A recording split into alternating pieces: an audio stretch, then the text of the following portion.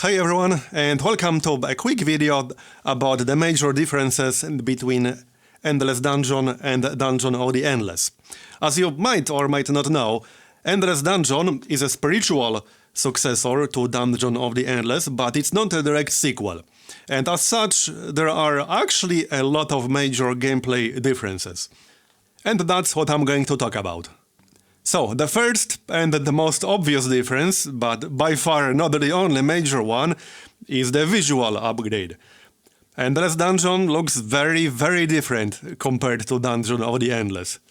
But as far as actual gameplay differences go, one of the biggest differences between Endless Dungeon and Dungeon of the Endless is that in Endless Dungeon you have full direct control over one character at a time. Just like in a twin-stick shooter, actually. The rooms are also much bigger as a result of this. You have full freedom of movement within the room, and you can switch between your characters anytime you want. In Dungeon of the Endless, you did not have direct control over your characters. You could tell them which rooms to move into, and you can tell them to use their abilities, but you did not directly move them around, you did not aim yourself, you did not shoot their weapons yourself. In Endless Dungeon, you do all of these things with the hero you are directly controlling at the time. Again, much like in a twin-stick shooter. The second major difference is how you actually move through the levels. In Dungeon of the Endless, you use the dust to light as many rooms as possible to control where the monsters are going to spawn, because they only spawn in dark rooms. You could also have a hero stand in a dark room to prevent enemies from spawning there. And furthermore, in Dungeon of the Endless, monsters only appeared after a door was opened, either by spawning in a newly opened room or in existing unpowered rooms. In Endless Dungeon, that's very different. A new wave will come after a certain amount of time has passed. It's not directly tied to opening a door.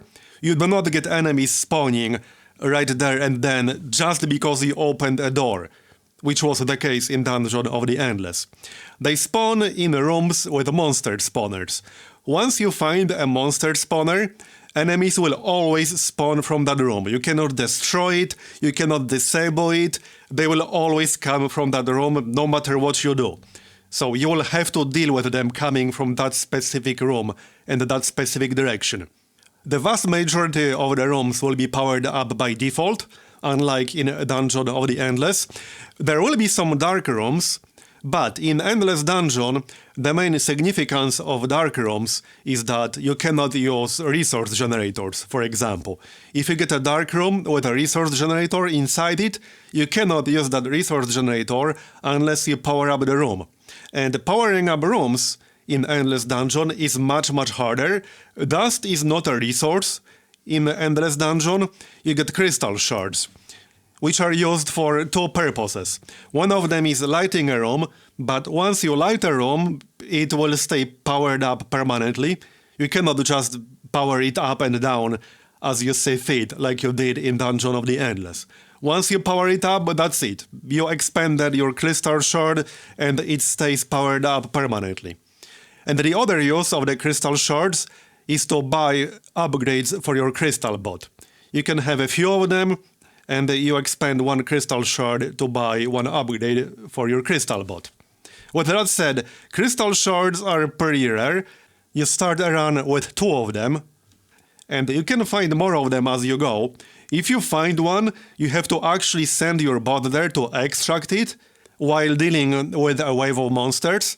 And once you're done extracting, you have to tell it to go back to where it came from, or to any other room where you can slot your crystal bot in. So in that sense, extracting a crystal is pretty similar to actually exiting the level. You have to escort your crystal bot and keep it safe. It's quite risky. But again, crystal shards are quite rare and valuable, so it is worth getting them for sure.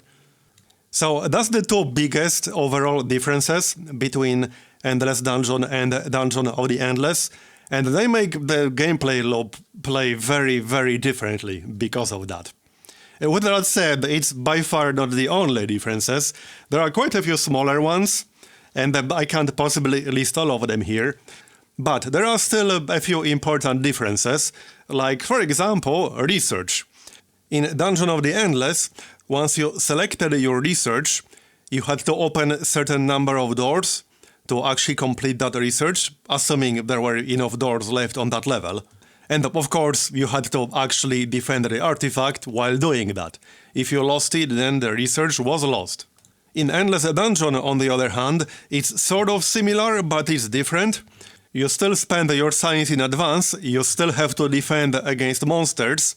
However, you don't have to open a specific number of doors. Once you start your research, you just have to defend against one wave of enemies. And if you defend against that wave and they don't destroy the research machine, you get your research. So you don't have to worry about whether there are enough doors left on the level to open. You can always do the research as long as you can defend against a wave.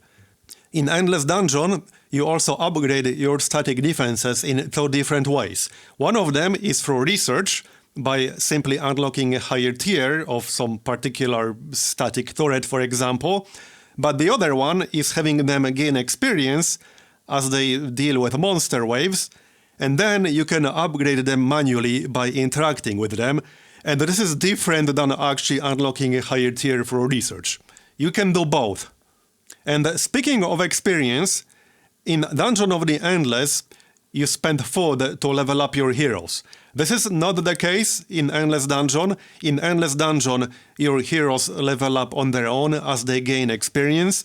You don't have to actually spend any resource to make that happen.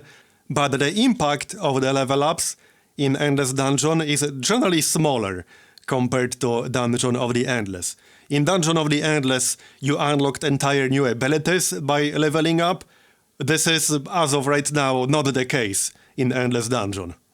And here's another major difference, since we're on the topic of food. In Dungeon of the Endless, you spend food to directly heal your heroes when they lost health. This is not the case in Endless Dungeon. In Endless Dungeon, you have to actually find a medkit dispenser, buy medkits with food, and then you can use medkits to heal your heroes. You cannot spend food directly to heal your heroes. If you run out of medkits, it doesn't matter how much food you have. You have to find a medkit dispenser and buy a medkit. That's the only way. However, in Endless Dungeon, you do not lose your heroes permanently like you do in Dungeon of the Endless. In Dungeon of the Endless, once you lost all of your health on one of your heroes, they just died, and that was it. They died permanently, and you had to find another hero somewhere in the dungeon to replace them. This is not the case in Endless Dungeon. Once you lose all of your health on one particular hero, they get temporarily incapacitated, and you can either help them up with another hero, or you can just use your other heroes to beat the wave. And then your incapacitated hero will come back. Not with full health, mind you, but they will. And finally, merchants also work quite differently in both games. In Dungeon of the Endless, you had merchants accepting different kinds of currency. So you could have a merchant that accepted food, industry, science, dust. And you could also sell things in Dungeon of the Endless. In Endless Dungeon, merchants only accept food, and you can only buy things from them. You cannot sell anything to a merchant. You also cannot keep unused items in your inventory. Either you're using it or you're not. That's it. If you replace one item with another, you drop your old one on the ground. That's it. You cannot keep both. You can have 2 weapons per hero, but that's it. If you pick up a third one, that means you have to replace one of your old weapons and drop it on the ground. You cannot sell it. You can't do anything with it. You just drop it and leave it. So I think that covers all the major differences. Keep in mind that this is all based on OpenDev. The game is still in active development, and the things are still subject to change. So any part of this video might not be accurate anymore by the time the game gets to 1.0 release. However, I think it's safe to assume the major mechanics will not change, so it should generally stay accurate. I will also say that I quite enjoyed my time playing OpenDev, and I'm very much looking forward to the final game. But for now, that's going to be the end of this video. I do have some footage on the channel from OpenDev. I also streamed it for over 20 hours in July, and I will be doing it more once we get OpenDev again and once we get the actual full release.